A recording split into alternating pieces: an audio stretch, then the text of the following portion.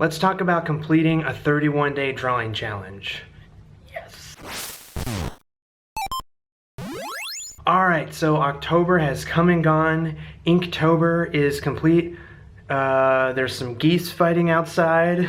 So yeah, Inktober is finished. This was my first Inktober drawing challenge. 31 days of October doing a drawing, an ink drawing every day. It's done and I'm super happy with the results. So I really wanted to make a video sharing everything with you and also talk about why I think it's such an awesome idea to do one of these drawing challenges. You know, the question I get asked the most is how do I get better at drawing? And my answer is always to start a project. If you can spend a little time up front thinking about what you want to get better at drawing and make a list, it makes drawing every day way easier. You don't have to spend the time thinking and agonizing about what am I going to draw, what you've already planned it all out, and so that way you can just jump into the drawing and do it. And there's going to be days that the drawings suck, but that's okay because you just move on to the next day, and at the end of it,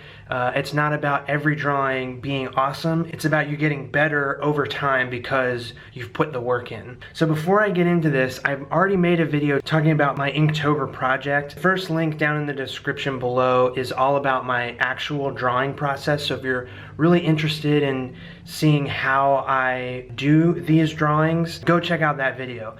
This video is going to be about the actual project, so the story behind it all and how I felt the project went after completing the 31 days. Alright, so right now I am insanely obsessed with Dungeons and Dragons, so I knew that my Inktober project, my 31 days, I was gonna do something with Dungeons and Dragons. My D&D group, the group that I run, just finished the starter set campaigns, and now we're moving on to the next part of the adventure, and that's gotten me really excited about creating my own adventures. What I really wanted to do is make sure this drawing project served more than one purpose. So I wanted to get better at character design and drawing characters, but I also wanted to write a story and make a book, something with Dungeons and Dragons. My idea was to create a city that any dungeon master could just drop down into their campaign,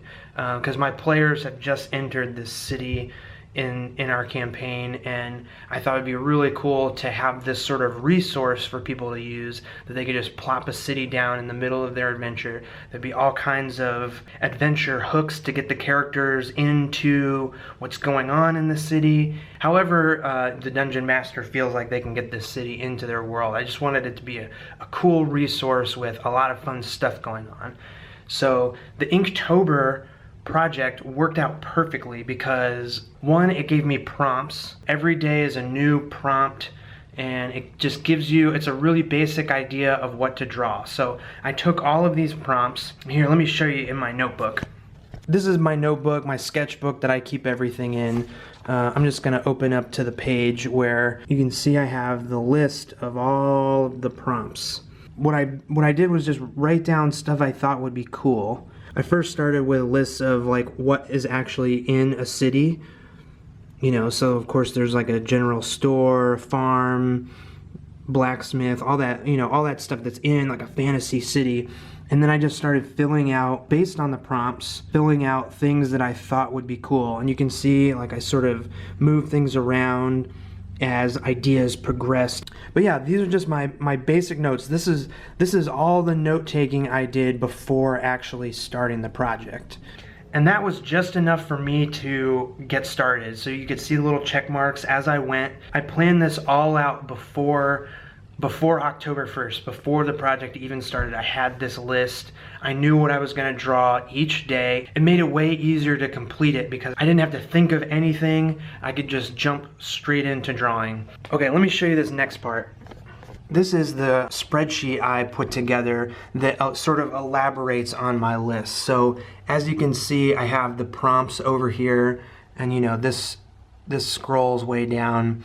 Once I was doing the actual drawings, then I started filling out what these characters, the sort of story hooks of each of the characters, if they would give an adventuring party some sort of reward, and then information on where they're located in the city is all here.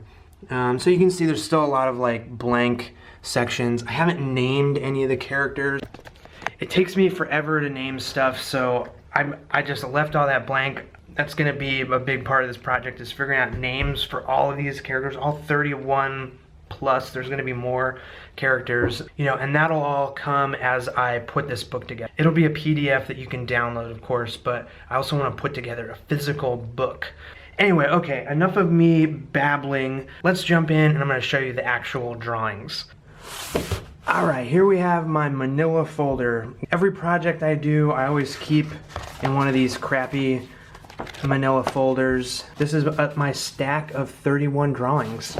Okay, so let's start going through this. Flick Silverpin's Guide to Port Vella. But yeah, so Port Vella is a city that was recently formed around a harbor that was created by a meteor crashing down and creating, you know, this big harbor that's now radiating with arcane energy.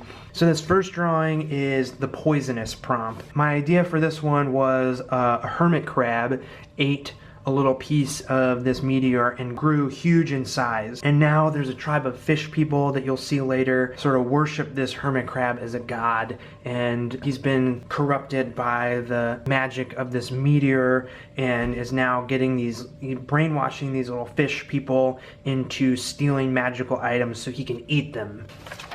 So this prompt was tranquil, so my idea was, you know, this druid trying to keep a tranquil land, but a lot of the things going on in the city are keeping that from happening. So I'm not going to go into each and every prompt. Some of them I was super literal with, some of them, you know, it's a long way to connect the prompt to what is actually going on in the drawing, but alright, we're just going to keep going. So this is the town crier. You know, it's the person who like walks around the streets and gives out the news. Or I think this is a really easy way for a dungeon master to let the players know what's on the people's mind in the city. She has some fun stuff to her. So this is the wizard, the head wizard at Arcane School, who has gone missing, and there's a whole story to go along with why he's missing and what's happening at the magic school in town. This is a farmer who is on the outskirts of town. His family tended to a lot of the land that was here before the meteor crashed into it. Well, actually, one of the really fun things about creating a city is that there's all these factions trying to get power, influence the people of the city, and this guy is kind of caught in the middle of some of that. Have this drunk dwarf. He kind of has this sad story to why he's maybe so rough looking. This is one of the miners, so a lot of people have flocked to Port Vella because of all of this magic energy and stuff that's there. You know, people are coming to in search for opportunity, and a lot of them are ending up just trying to find pieces of the meteor, and it's not the most fun job.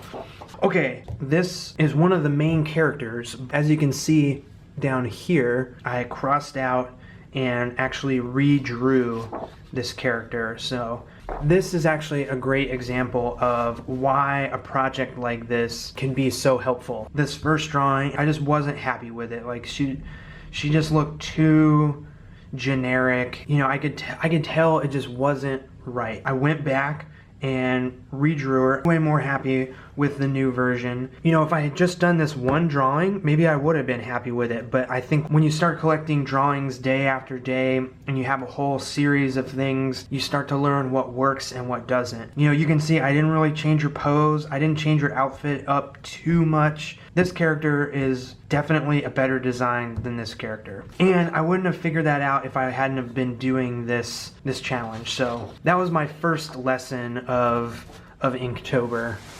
Okay, so here is this little thief boy. You can see he's got a pouch and some coins behind him. There's a whole thieves guild that is all about stealing stuff, but they're actually also the like law enforcement of the city. This is a dragonborn bard who is in town looking for stories of adventure and excitement. This is one of the main characters. There is this goblin assassin in the city. The leaders of the city are super paranoid that this goblin assassin has been hired to kill them. He's got a sweet poison dagger and crossbow.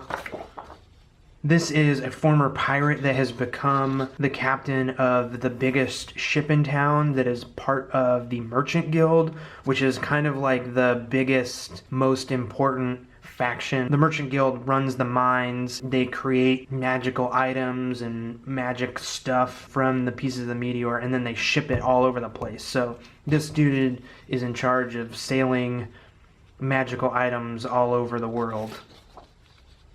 And then the Merchant Guild also has a group of guards that protects all of this stuff. And this is one of the captains of that guard. The video I made before was all about this dude, his magical clockwork robots. And then we have our fish tribe people. So that hermit crab at the beginning, this is one of the fish tribe dudes.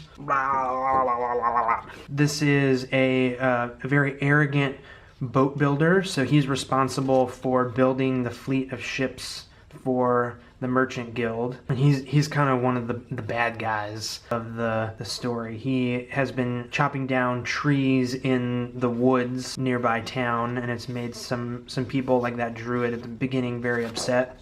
The one thing I have named in this is the Ugly Mug Tavern, and this is the dude that runs the Ugly Mug, the rough and tumble inn and tavern of the city. And this lady, here's another example of one drawing that I'm just not super happy with. So I don't know if you'll be able to see it on camera enough. I haven't inked this one yet, but I draw everything in the computer and then print it out in this light blue and then ink over top of it with my Karatake brush pen. If you wanted to learn more about that whole thing, that's what the first video is all about. But this is a good example of one of my 18 days in, and I sort of learned a little bit more about how to pose a character. So in this first drawing, you can see her shoulders are straight across, her hips are straight across, and then her feet are flat, which, you know, a lot of these characters are just standing facing, so their feet are gonna be flat. But there's something just kind of like boring and flat about this character pose. Even her face structure is super flat. It's probably pretty hard to see in this one, but you know, I made her shoulders at an angle, her hip is kind of at an angle, and so, you know, it's not a huge change, just a little more dynamic. You know, it's these small things that you learn that will make a big difference. This is 18 drawings in, and I've already learned like 2 things that are going to change my drawing forever from now on, all because of this 1 month project, you know. Okay, so anyway, this character, you know, makes this magical ale with the water from the harbor. She's super strong and can lift stuff super easily because she drinks all this ale. And alright, this dude is a tiefling warlock who is the blacksmith in the town. He has a fire elemental friend that helps him forge magical weapons and stuff for the Merchant Guild. This is the stable master who will have a quest for the players. Alright, this is one of my favorites. This is the leader of the Thieves Guild, is this tabaxi cat person. This dwarf dude runs the fancy inn in town. This Gravedigger, you know, he's the one in charge of the cemetery, and he has a big problem because there's a bunch of zombies that have risen up. So you can see now I started to like figure out some of these character design stuff, so like rotating body parts so not everyone, I mean this one I didn't really learn that lesson, but I think it works for the character. Like this dude's super straight and proper, and then this dude is hunched over and has bent knees, and you know, I'm sort of learning those things that can help sell the character, right? This is a turtle butcher, or I guess he's the fishmonger. So this guy he's one of the characters that like knows everybody in town because the people in the harbor that are fishing, and he's providing food for for the town and stuff like that. He's super fun character to draw. Anytime I get to draw turtle characters, I'm psyched. This is the tree ant that lives in the woods that are being chopped down by that shipbuilder dude. So he's super pissed off that all his friends are getting chopped down. This was a really fun one to draw. And then we have fortune teller lady that you can go get your fortune told. She has a little crow friend. And then, yes, it couldn't be a Dungeons and Dragons drawing project without drawing a dragon. This is a bronze dragon, so even though he looks kind of mean and sinister, he is actually a good dragon. He is protecting this giant piece of the meteor and is super upset about what's going on in the city. He actually creates these thunderstorms that are causing problems. It's all because of this cool dragon that lives up in the cliffside. Drawing dragons is just so fun, even though their wings are really hard to draw. Yes. Alright, this is a hedge wizard that is selling magical potions that sometimes go wrong. I have a little mechanic planned out with how the potions that he sells backfire. Okay, these two. So these are the leaders of the Merchant Guild, and they are kind of some of the big players in the city, right? They're the ones that control a lot of stuff going on in the city. And this is a drawing that I actually plan on redoing as well, because I like their pose, I guess, but then I drew their faces in profile. You know, the whole idea of their character is there's two of them, but they're never seen in the same place at the same time. Everybody thinks that there's just one person that runs the Merchant Guild, but really there's two of them, and they can get a lot done and be in a lot of places because there's two of them. So I thought that showing them in profile would kind of hit that home, like there's two, but they act as one. But then doing this drawing, I realized I am not very good at drawing faces in profile, so I think I need to spend some time and actually figure that out, because I'm not super happy with their faces, basically.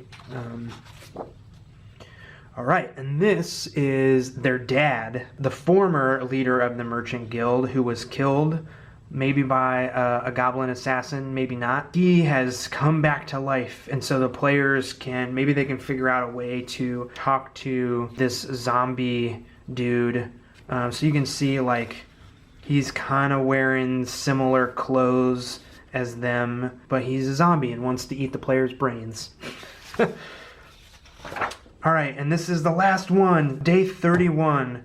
This is the leader of an orc clan who has been sabotaging the Merchant Guild, their transportations of magical things to the south of the city, sort of been plagued by this orc clan. And that is all 31 days of my Inktober project. I guess I just want to wrap up and say, doing these projects, you know, if you just spend a day or two beforehand coming up with an idea of something you want to get better at drawing, and then make a list of what you're going to draw, it makes it way easier to stick with it. And it's a great way of getting better at drawing, or whatever creative thing you're trying to do. I feel like I really leveled up my drawing just from doing these 31 drawings. You know, it has me excited to keep going, keep drawing. You know, at the beginning of this month, I thought, oh, by the end, I'm never going to want to draw again. It's going to be, you know, I'm going to have drawing for work and then all of this as well. Like, I'm just going to be burnt out. But actually, at the end of this month, I made a list of more characters I want to draw to put into this world, to work on this book. You know, that's when I put together that spreadsheet of all the story and how it's all going to work. And at the end, I wasn't tired. I was invigorated to keep going and keep making stuff. I just think coming up with a project that you can do, something you're excited about, put the sort of creative, the hard creative thinking work up front, and then you'll be able to make your way through it. And you can start small too. Start with a week, see how that goes, learn from it, and then do 2 weeks, and then a month. So yeah, hope all this was helpful. Hope it was cool to see my Inktober project. I'm going to be doing more videos based around this project. I'll probably do a video about making the map of the city, and then there's going to be a couple of like little dungeon things. So I'll probably do like a how to do a dungeon map, and then maybe even another video about making the actual book. So you can tell this project has already turned into so much stuff. It's not just the 31 drawings book, it's these videos. You know, it's something I'm going to be able to use in my Dungeons and Dragons game, and who knows what else this will lead to down the line. I just can't say enough how important these personal projects are. Thank you for coming along with me on this and checking it out. I hope this video was helpful. More videos coming soon. Thanks everyone so much, and I'll see you in the next one.